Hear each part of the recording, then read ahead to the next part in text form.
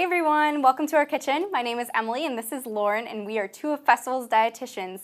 Today we're making a delicious cookie recipe that is ready in less than 30 minutes. And you're gonna love this recipe because it's gluten-free, it's dairy-free, and it's egg-free. So Awesome. It's perfect to make if maybe you're having a group of people over or a bunch of kids over that maybe a couple have different food allergies. They're safe for all of them, which is great. And they're super tasty, which is really the most important thing. Of course. All right, should we get started? Yes, so we're using beans in this recipe to help Secret replace ingredient? the eggs. Yes. So we're using Great Northern beans, or just a white bean, that don't really have much flavor. No, but they add some great nutrition, extra protein and fiber, a little bit of vitamins and minerals. Yes, and they definitely make them very moist too, which is desirable in a cookie, Absolutely. of course. Okay. And we used a canned variety too to save some time, Sure. which is great. So 1 can of those. And then I'm just gonna toss in our mixture of baking powder, baking soda, and salt. Of course, And the we really need that. great thing about this recipe is everything's going into the food Yes, processor. yes. So it's really quick and easy. Not much effort there, really easy. And we've got some brown sugar. Sweeten it up a little bit. Of course, to sweeten it up a little bit. Just gotta make sure that gets in there nicely.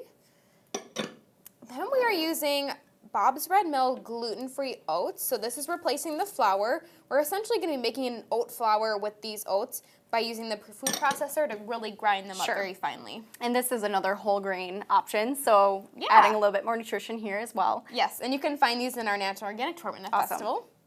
And then we have unsweetened applesauce. Okay, and this is just kind of adding a little bit of moisture, but it also replaces some of the oil to make it a lightened up cookie version. Yes. And it's sweet, so can't even taste the difference.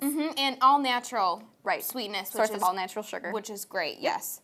And then we're using some canola oil, so a heart-healthy oil. And canola oil is great for baking because it doesn't have too much flavor. Compared to like an olive oil, which provides some of that flavor that may not taste so great in a baked good, but canola oil is really great for that.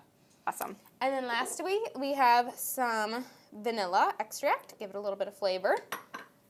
So we've got everything in there that we need right now. We'll save the chocolate chips for after. Okay. So we're just gonna secure this and then, Give it a whirl. yes.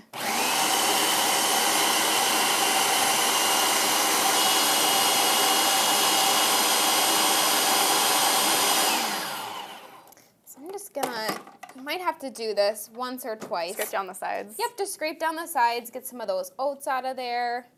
Anything else that hasn't quite fallen in.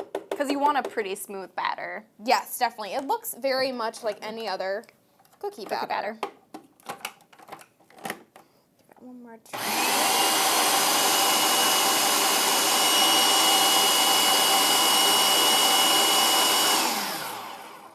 And that looks pretty good. Perfect.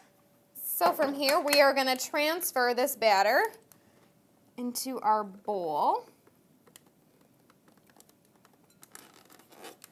Try to get some more Scrape it out. out of here. Don't want to leave any leftovers. No, no. And this recipe is going to make about 24 cookies, so 1 pan of mini cookies. But you could certainly use bigger muffin tins or double the recipe to make more. And this is a great batter because it is egg-free. You don't have the risk of salmonella. So this is, if you want to eat the cookie batter, feel free to eat it. Yes, this one is safe for that. So then we're going to add our chocolate chips, and we're using our favorite Enjoy Life mini chips because they are free from the 8 common allergens. So also gluten, dairy, and egg-free. Perfect for this recipe. Yes. Mix it all together. Great. Just gonna move this. And you could also add in different types of chips. If you didn't want to do chocolate, you could do the butterscotch or white chocolate, M&Ms, whatever you prefer. Yum. Okay, quick spray some of these. We're just using some nonstick cooking spray. And we're using the mini muffin tins just as an option that is portion controlled. So this is a great way to be able to have your cookie and not overdo it. What I also love about this recipe is that these mini cookies, they freeze well, they refrigerate well. Perfect. Which is really great. And, you know, a fun thing to do with your kids and talk about nutrition. I think maybe one more. Yeah, let's get One more scooped in there. And luckily we already have some baked off, Yes. so we're going to give those a try. Emily's going to grab those. Just going to move our batter out of the way here.